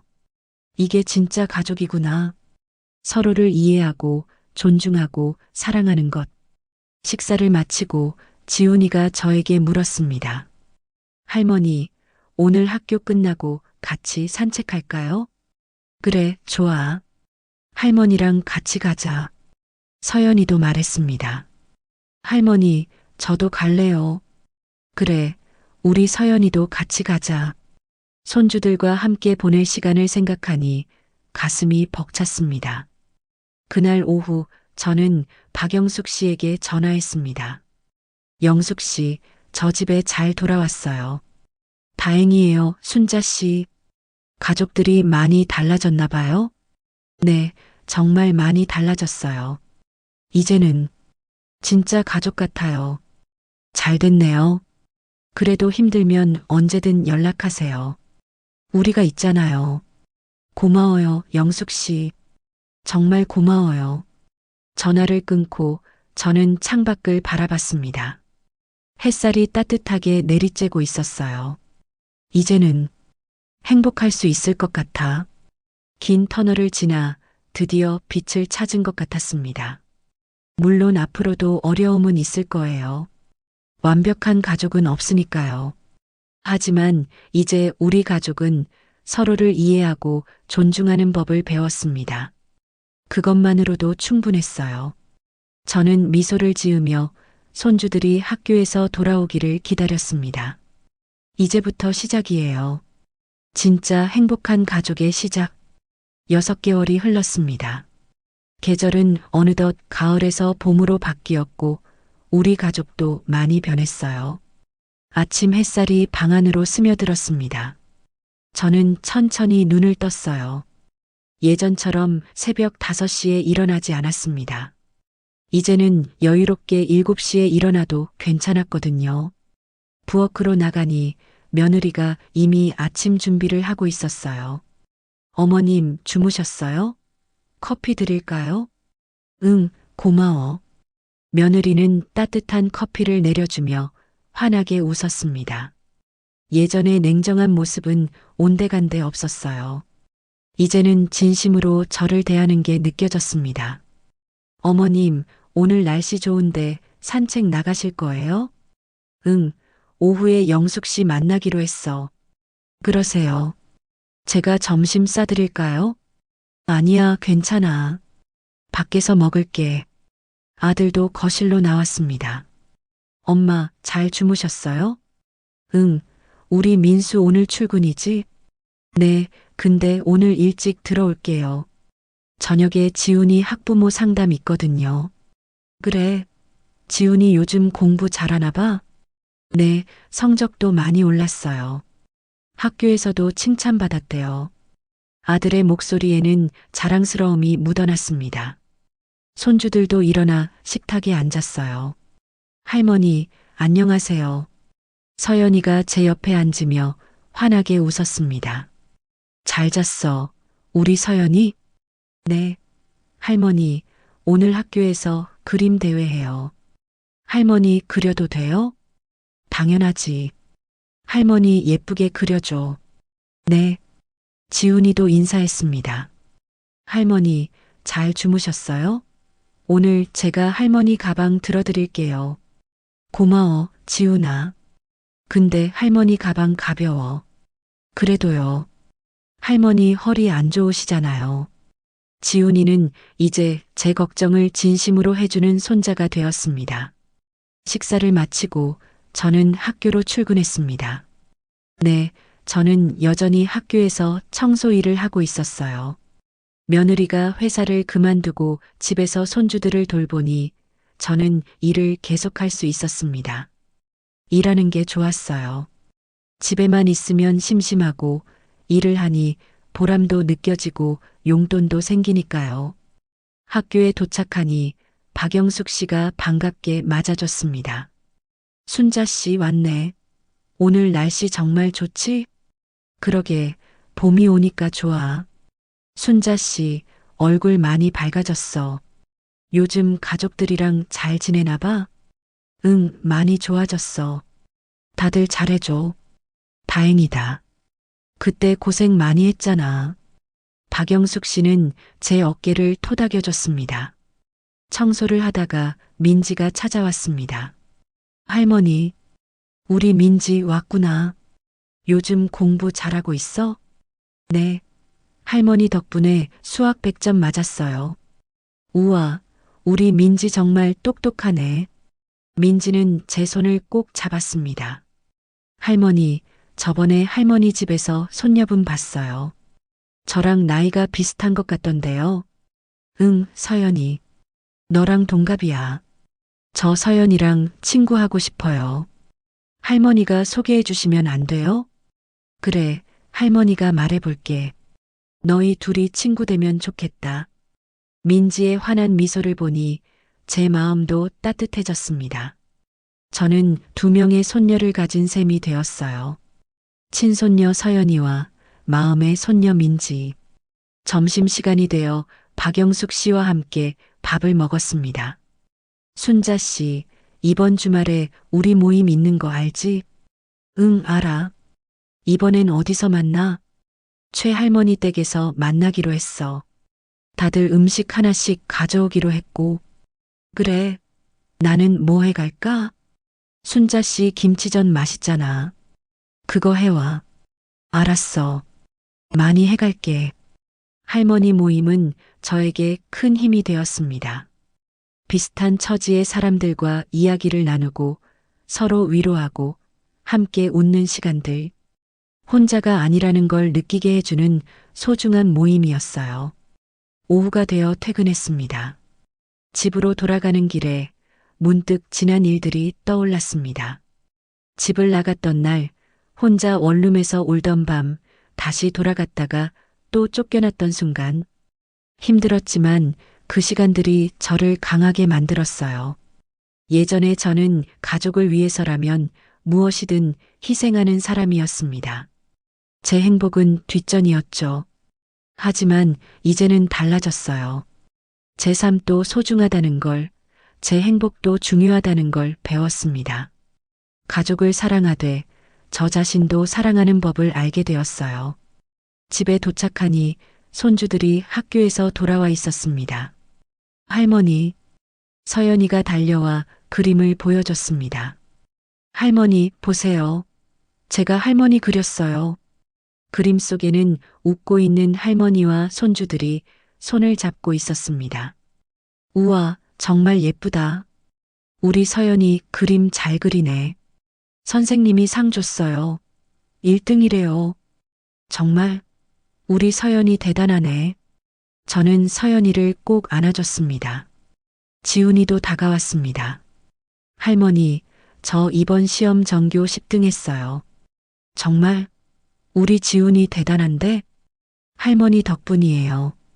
할머니가 응원해 주셔서 힘이 났어요. 지훈이는 수줍게 웃었습니다. 그날 저녁 온 가족이 거실에 모였습니다. 며느리가 준비한 간식을 먹으며 TV를 봤어요. 어머님, 이거 드세요. 어머님 좋아하시는 호떡이에요. 고마워, 지연 씨. 며느리는 제 옆에 앉았습니다. 어머님, 제가 요즘 생각하는 게 있어요. 뭔데? 어머님이 그동안 우리 아이들을 키우시면서 쓰신 육아일기 있잖아요. 그거 책으로 만들어 보면 어떨까 해서요. 책? 네, 어머님의 이야기를 많은 사람들과 나누고 싶어요. 손주를 키우는 할머니들에게 큰 위로가 될 것 같아서요. 며느리의 말에 저는 잠시 생각했습니다. 그래도 될까? 물론이죠, 어머님. 어머님 이야기는 아름답고 소중해요. 많은 분들께 힘이 될 거예요. 며느리의 진심 어린 눈빛을 보니 고마웠습니다. 그래, 한번 해보자. 정말요? 와, 감사합니다, 어머님. 며느리는 환하게 웃었습니다. 밤이 되어 저는 제 방에 누워 천장을 바라봤습니다. 참 많은 일이 있었습니다. 기쁜 일도 슬픈 일도 화난 일도 절망스러운 일도. 하지만 모든 게 지나갔고 이제는 평화로운 일상이 찾아왔어요. 완벽한 가족은 아닙니다. 가끔 다투기도 하고 의견이 안 맞을 때도 있어요. 하지만 이제는 서로를 이해하려고 노력합니다. 존중하고 배려하고 사랑하려고 애쓰죠. 그것만으로도 충분합니다. 며칠 후 주말이 되었습니다. 할머니 모임에 갔어요. 최할머니 댁에 모인 할머니들은 반갑게 저를 맞아줬습니다. 순자 씨, 요즘 정말 행복해 보여. 맞아, 얼굴이 완전 피었어. 할머니들의 말에 저는 웃었습니다. 다들 덕분이에요. 힘들 때 옆에 있어줘서 고마워요. 무슨 소리야, 우리가 뭐.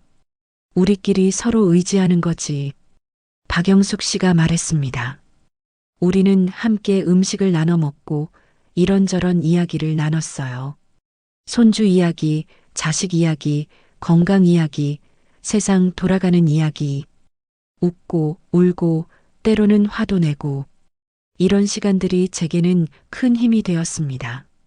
저녁이 되어 집으로 돌아왔습니다. 현관문을 열자 손주들이 달려왔어요. 할머니, 어디 갔다 오세요? 친구들이랑 만나고 왔어. 할머니도 친구 있어요? 서연이가 신기한 듯 물었습니다. 그럼 할머니도 친구 있지. 나이 들어도 친구는 중요하단다.